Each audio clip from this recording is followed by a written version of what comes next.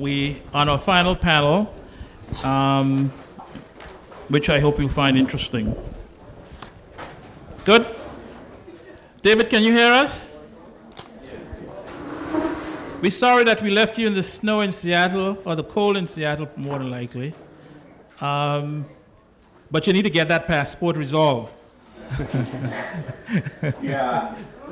It's actually the first passport I would have ever gotten, so. The entrepreneur panel. Each of our conferences, we try to talk a little bit about entrepreneurship. There's a lot of people out there with burning desires to get into their own businesses.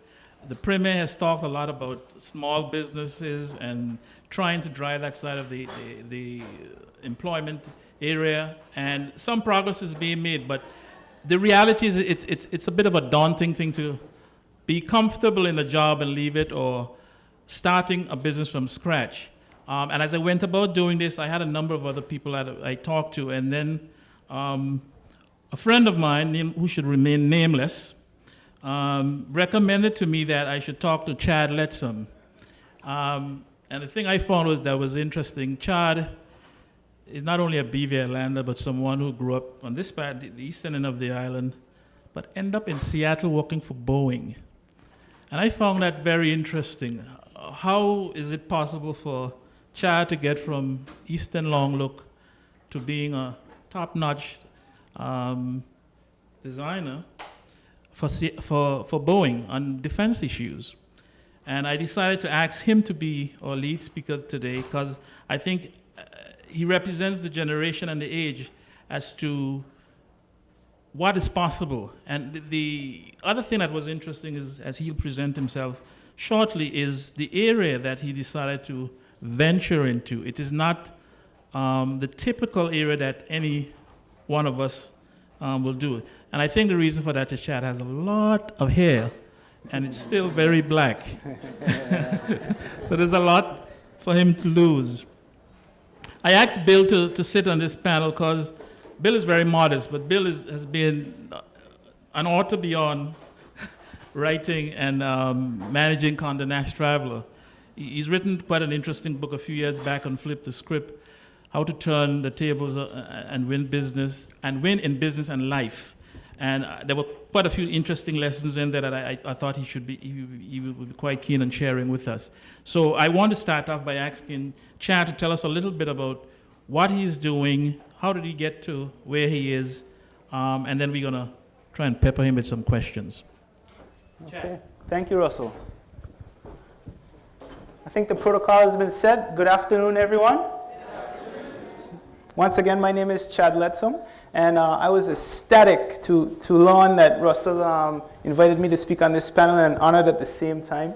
I was trying to think best of how I could relate to the theme of entrepreneurship and this theme that we have with learning to live with chaos and disruption. And I think I can best describe that to everyone by describing what I'm doing with the company I've just founded. And David is part of that company. He's Chief Information Officer. I'm acting CEO. And it's a new venture that we decided to go down to. So let's get a little bit into it.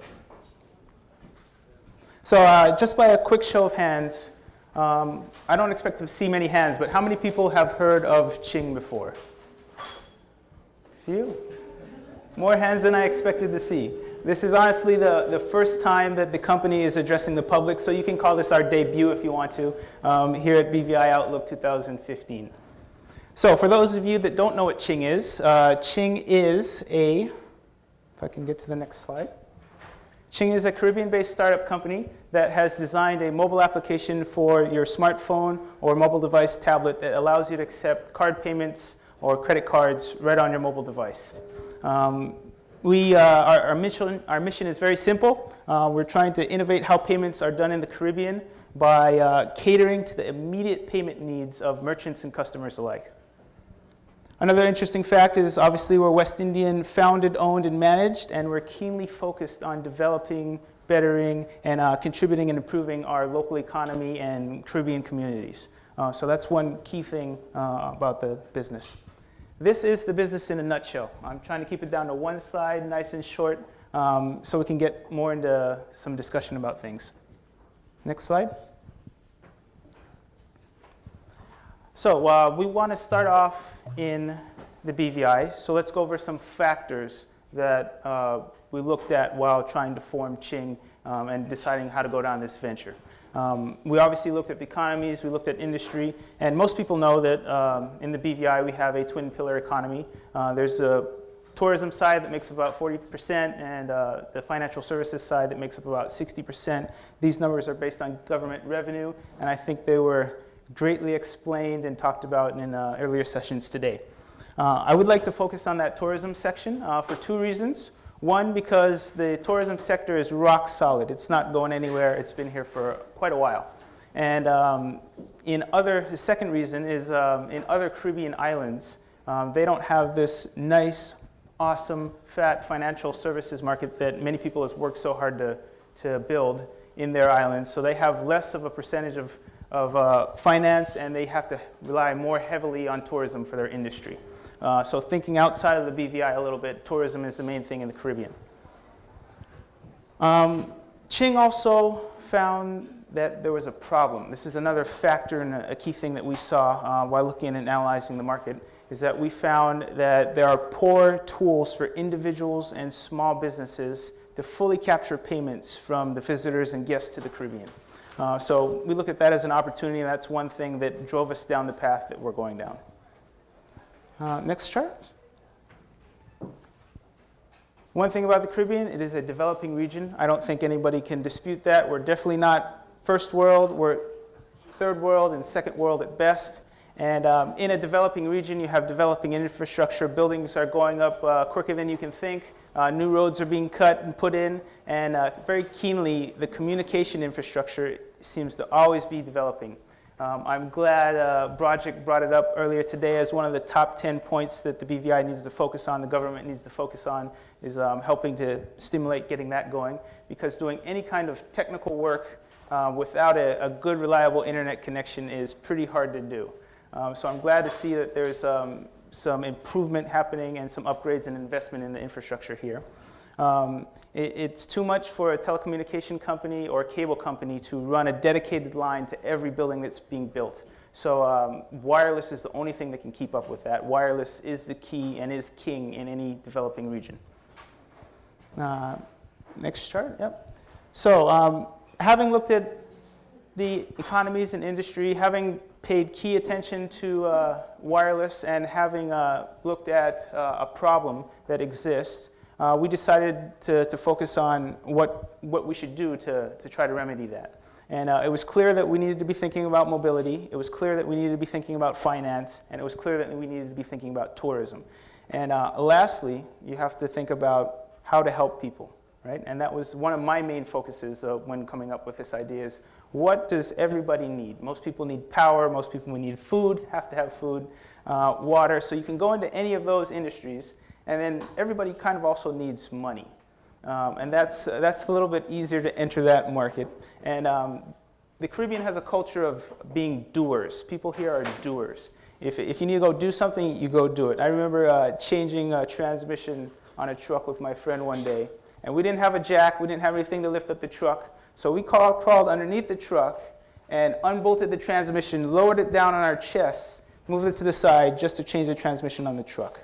And that's the culture and the mentality of Caribbean people. So I thought, give people something to help themselves. And helping people build their own business and being able to capture monies for their own reasons is a tool that will help people help themselves. So we came up with an independent software company, which is Ching. We focused on software development of mobile applications. And doing business on these devices is better for many reasons. They're smaller, they're cheaper, they're faster. They're meant to stay on your person all day, every day, last battery life. And some of them are even waterproof. I got a nice waterproof phone here with a floating case on it. You can do business out on the water. If it falls overboard, you can retrieve it. This is much better than those brick terminal devices that are currently throughout the industry today. And the most important thing about these devices, I said, is that they're readily available. I grew up in a small fishing village in East End called Red Bay, and you better believe that if a fisherman going out to catch fish, he might be going out and he might not have an engine on his boat, but he have a cell phone in his pocket, right? To call back and say, hey, put a pot on, no, we got big fish to fry, right? So in some places in the world, people don't have running water, but they have a cell phone, right? So my point being is cell phones are ubiquitous. Last thing that Ching kind of brings to the table is that we have a unique opportunity to bring a common payment tool to the market. For example, if you go to Bank A and you need a merchant solution, they give you a specific merchant solution for that bank. You go to Bank B, they give you a different merchant solution for that bank. Ching has the opportunity to be one brand that merchants and consumers alike can build confidence in and get familiar with. So I think that's another unique thing about the company. Next slide. So let's talk about who this helps. Ching helps individuals, helps the local fishermen sell their catch and take plastic for it. It helps vendors sell local produce and goods, beach bars and restaurants, taxi drivers, even the sailing industry out on the water where you can't even run a phone line if you needed to. So this helps small business and individuals tremendously, and most of these people conduct business solely in cash. Next chart. This also helps big business, helps the financial players like banks and processing companies and card companies. They have no increase to their marketing costs. They have no increase to their IT infrastructure costs. They have no increase to their customer service costs. So they have lower overhead costs, and yet they're still going to benefit from an increased revenue. The bottom line is that this increases their bottom line. Next chart. So when you talk about helping individuals, helping small businesses, helping large businesses, what you're really talking about is helping the economy. If you can capture more money from guests that enter the region, that stay within local businesses, that stay within local banks, that's more money staying within the local and regional economy, which is boosting up the economy. So what we're really talking about is taking that 40% pillar and boosting up the dollar amount in that sector. This also jives well with what the financial jurisdiction is known for, with ease of convenience and catering to customer needs and online services, and will also help enhance the image of that, if you will. Next chart.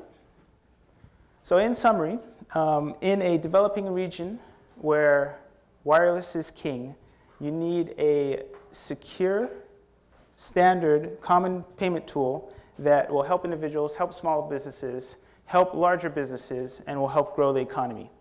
In business, most people try to shoot for a win-win scenario.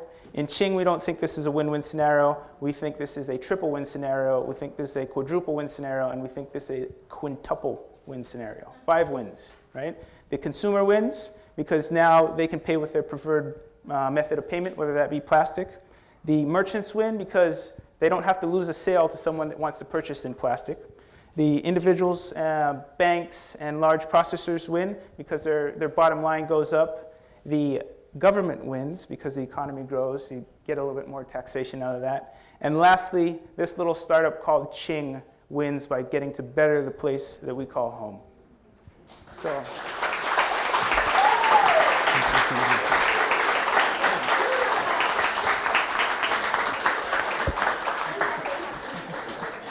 I don't need to say anything else. Thank you, Russell, for this opportunity. I want to thank Oyster BVI and the whole team that made this happen and allowed this opportunity for me.